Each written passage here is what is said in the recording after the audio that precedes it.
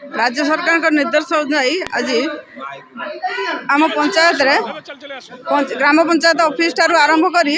सेंडवाड़ एवं नुआपाटना दे सिंदोल घाटिया सही आम कल्याण मंडप जाए गोटे प्रशस्त रैली करूँ। से रैली पर आज सब महिला मैंने एकत्रित अच्छा यही रैली मध्यम आम प्रति घर घर ये वार्ता पहुँचलु जे राज्य सरकार तथा केंद्र सरकार जो सुभद्रा योजना अच्छी ताहा सब महिला को स्वावलंबी करिवार एक मुख्य माध्यम होइछि। एवं यह माध्यम आम समस्त को अनुरोध कलु जे जो अर्थ राशि राज्य सरकार दौरान से अर्थ राशि की से माने कौन क्षुद्र शिल्प विनियोग करी निजक स्वावलंबी करातु ताकू अनेसेसरी कौन अलग